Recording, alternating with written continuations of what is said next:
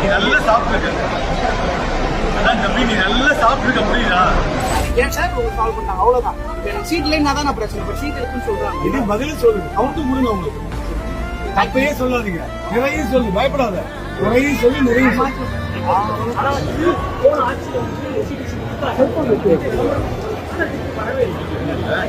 கேட்டு நான் வந்து என்ன ஓப்பனாக பேசுறேன்.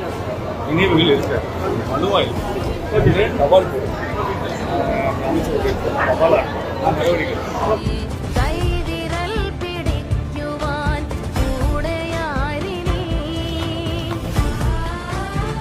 கொஞ்சம் பொறுமையா அதிகாரிகள் அந்த பேருந்து ஓட்டுநர்